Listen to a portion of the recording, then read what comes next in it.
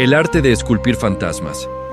El éxito siempre tiene 1000 padres y 10.000 madres, mientras que el fracaso es un hijo bastardo que nadie reconoce. Es una paradoja evidente que se repite una y otra vez ante nuestros ojos, pero pocos se detienen a mirar profundamente en su esencia. Cuando se gana a lo grande, quien está en el podio de la gloria hablará sobre la visión, la determinación y su inteligencia superior. Pero cuando el barco comienza a hundirse, cuando las cifras de los informes financieros están tan rojas como la sangre, nunca aparece ni rastro de la incompetencia o del error personal. En ese momento, el escenario necesita un nuevo actor, un actor especial que nunca habla, que nunca se resiste y, lo más importante, que no tiene una forma física concreta. Es entonces cuando el arte de esculpir la estatua del fantasma comienza a operar. Los seres humanos poseen un mecanismo de defensa psicológica sumamente extraño. Siempre buscan consuelo en causas objetivas. Nadie quiere admitir que es ignorante o débil. Un jugador que pierde hasta la camisa culpará a la mala suerte, pero nunca a su pésima habilidad para calcular probabilidades. Un empleado que llega tarde culpará al tráfico en lugar de admitir que se quedó dormido. Esta psicología, cuando se eleva a la escala de la gestión macroeconómica o la dirección empresarial, se transforma en un arte de manipulación suprema. Quienes ostentan el poder entienden esto muy bien. Saben que la multitud de abajo siempre necesita una razón para desahogar su ira.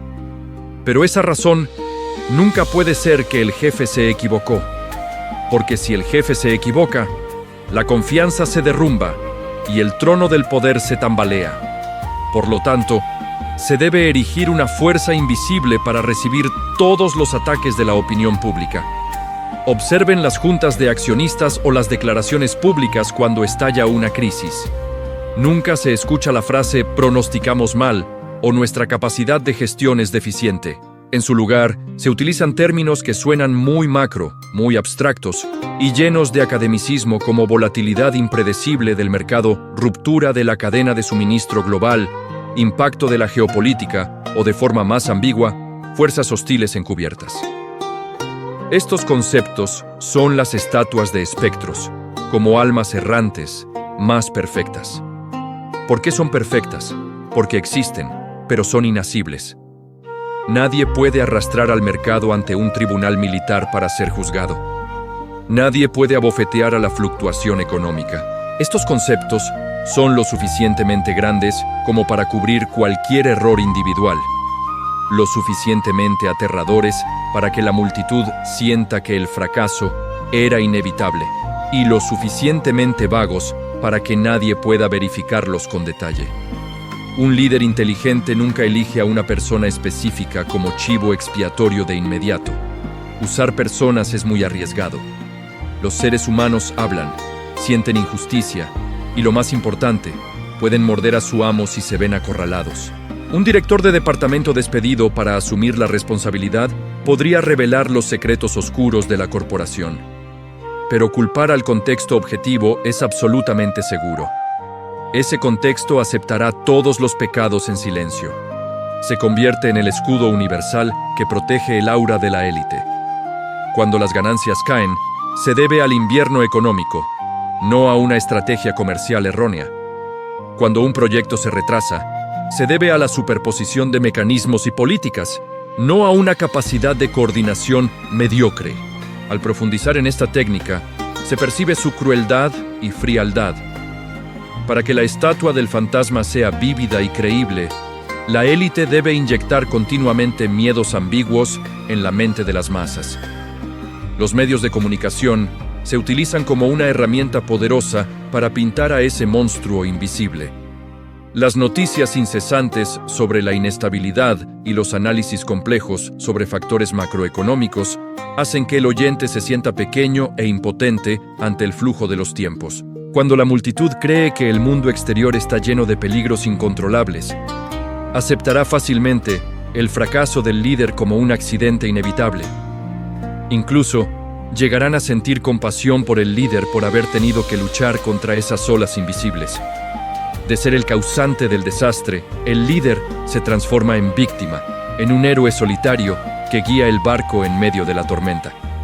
Es un giro psicológico espectacular. La realidad ocurre a diario ante nuestros ojos, pero es ignorada debido a las palabras floridas. En las grandes corporaciones, cada vez que hay despidos masivos, los comunicados rara vez dicen directamente que la empresa contrató de forma masiva, sin planificación, o que invirtió de manera descontrolada. En su lugar, usan la frase reestructuración para adaptarse a la nueva situación. La frase nueva, situación, es aquí el chivo expiatorio.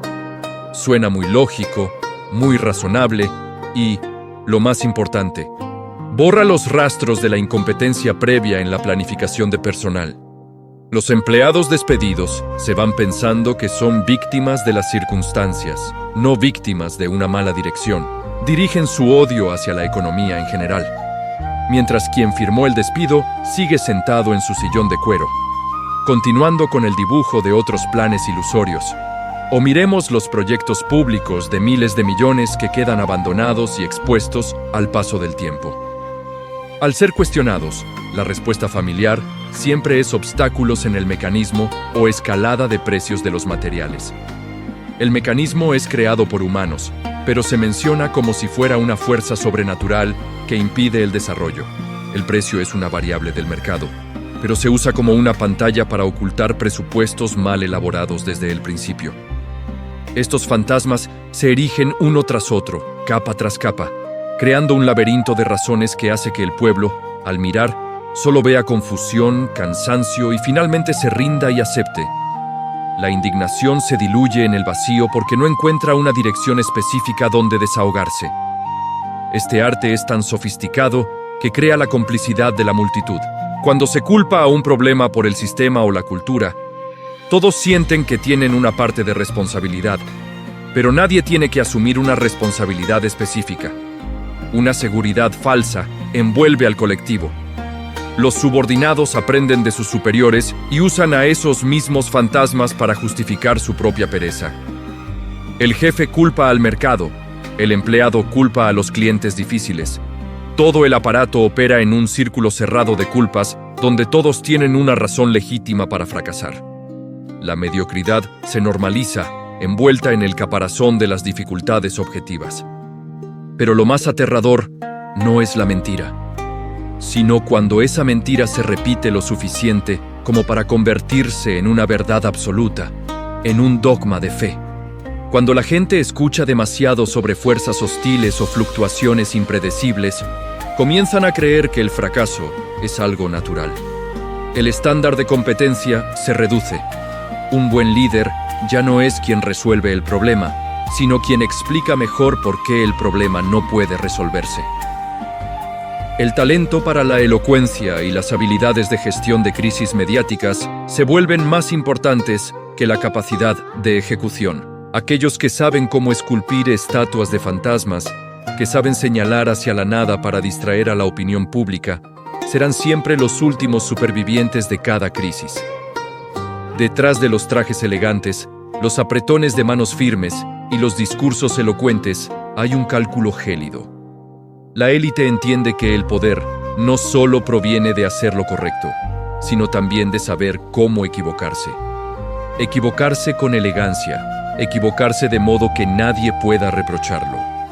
Crear conceptos abstractos para que sirvan de escudo es la cumbre de la gestión moderna. Convierte la incompetencia en inevitabilidad. Transforma el error subjetivo en una tragedia objetiva, en una especie de ciclo infinito de errores. Y mientras la multitud siga temiendo a las sombras invisibles, los escultores seguirán sentados firmemente en sus tronos. La regla de este juego es muy simple, pero cruel. Para subir alto, hay que saber adjudicarse el mérito. Para mantenerse firme, hay que saber desplazar la culpa. No desplazarla hacia otras personas, porque las personas tienen boca para replicar. Hay que desplazarla hacia cosas que no tienen boca, que no tienen forma, cosas que la multitud solo puede percibir vagamente, pero nunca tocar. El necio intenta corregir el error. El sabio intenta redefinir la causa de ese error.